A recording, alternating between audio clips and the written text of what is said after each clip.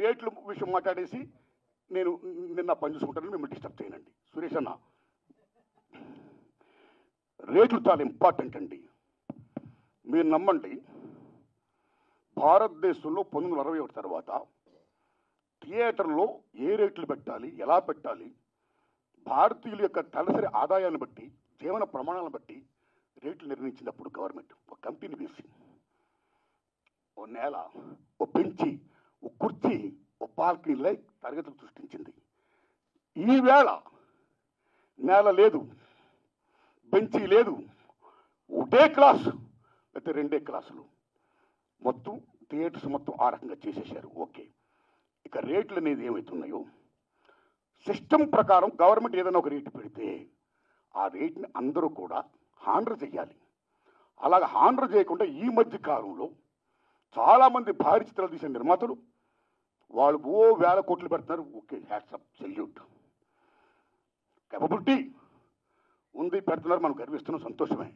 కానీ అలా పెట్టే నిర్మాతలు చాలామంది ఏం చేస్తున్నారంటే, మా సినిమాకి చాలా ఖర్చు అయిపోయింది కాబట్టి రిలీజ్ ముందు రేట్లు ఎక్కువ పెంచితే మేము సేఫ్ అవుతాం అని ఒకటి పెట్టడం వల్ల, నిజం చెప్పండి తమ్ముళ్ళారు, నేను చెప్తున్న ప్రేంగా, ఆ రకంగా పెట్టడం వల్ల, దానికి గవర్నమెంట్ యాక్సెప్ట్ చేయడం వల్ల మామూలు హారం జరగట్లా సగటు చిత్రానికి. అలాగే ప్రేక్షకులకు డబ్బు ఎంతమంది దగ్గర ఉంటుందండి? పేదవాడికి సినిమా ఎవరు ఉంటుంది, డబ్బు ఉన్నవాడికి సినిమా ఎవరు ఉంటుంది. డబ్బు ఉన్నవాళ్ళు హ్యాపీగా చూడగలుగుతారు, పేదవాళ్ళు ఎక్కడ చూస్తారండి? అప్పు సప్పులు చేసి మరీ చూస్తారండి. ఇంత రేట్లు పెంచిస్తే పాప్కార్న్ బీభత్సం రేట్లు చూస్తే కనీసం 1000 రూపాయలు 1500 ఉంటేనే కానీ వేళ సినిమా చూడలేకపోతాడండి.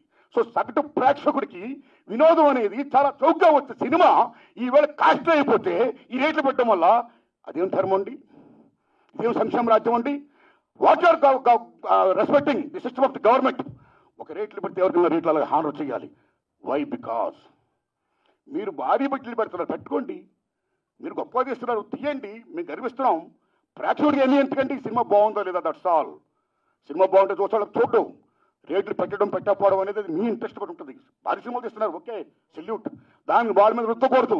బాగుంటే ఆ డబ్బులు వాళ్ళు ఏం పెడుతున్నారు, ఆ డబ్బులతో మీరు కోట్లు సంపాదించవచ్చు. ఉదాహరణ, హాలీవుడ్లో 10 కమాండ్మెంట్స్ సిసిల్ పెట్టి ఇమ్యూనిటీ తీశాడైనా, మామూలు బడ్జెట్ కదా, వేలాది కోట్ల సినిమా పెట్టి తీశాడైనా.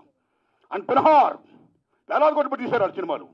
మీరు నమ్మండి, 2 సినిమాలు కూడా బీభత్సమైన hits. And Gone with the Wind, ఆ సినిమాలకి ఆ రోజుల్లో కోట్లు ఖర్చు అయితే మళ్ళా కోట్లు చేసి మీరు నమ్ముతారా తమ్ముళ్ళారా, గూడ్స్ బళ్ళల్లో డబ్బులు తీసుకొని వెళ్ళేవారు. అదే రేట్లు మేము 10 కమాండ్మెంట్ తీసాం, మేము బెన్హార్ తీసాం, చాలా ఖర్చు పెట్టాం, కాబట్టి రేట్లు పెంచండి అని అడగలా.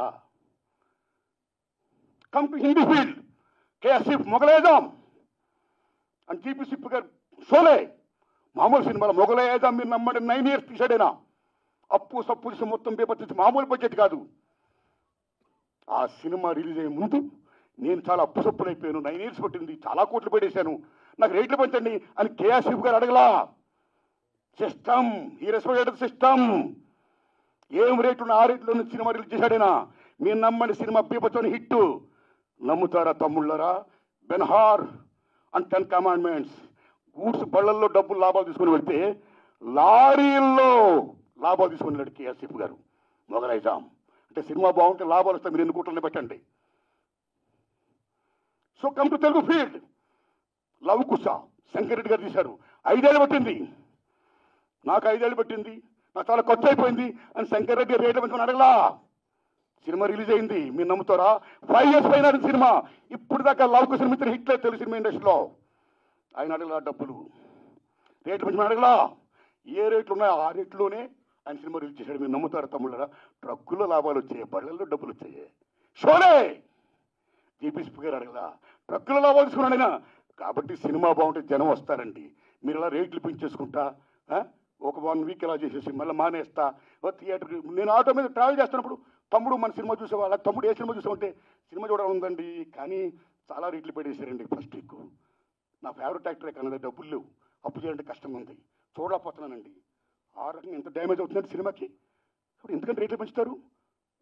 ఒక నామ్స్ ఉన్నాయి, you must respect the norms, you must respect the system. And అన్నింటినీ మించి సంక్షేమ రాజ్యం ఉంది. ఏ సగటు ప్రేక్షకుడు ఉన్నాడో ఆ సగటు ప్రేక్షకుడు భారతదేశంలో సినిమా వినోదం, ఆ వినోదం దూరం చేయకండి ఈ రకంగా పెట్టి. సో దిస్ ఈజ్ ఒక మాల్ ప్రాక్టీస్. ఒక రకంగా చెప్పాలంటే దిస్ ఈజ్ నేను నమ్మని తమ్ముళ్ళరా, ఈ భారీ చిత్రాలు చేస్తున్న నిర్మాతలు, government is doing a black marketing in the name of raising the rates. Correct కాదు. అలా పెంచకుండా అందరికి ఒకలా ఇష్టం పెట్టి సగటును మాత్రం బతికించి ప్రెసెంట్ సిస్టమ్ కాపాడండి. అది రుచిగా చెయ్యండి. ఆ రకంగా మీరు అందరూ పెద్దలందరూ కూర్చొని మాట్లాడుకొని మేలు చేయండి. ఇది నా విజ్ఞప్తి. Thanks a lot. ధన్యవాదాలు అండి మీకు. Thanks a lot.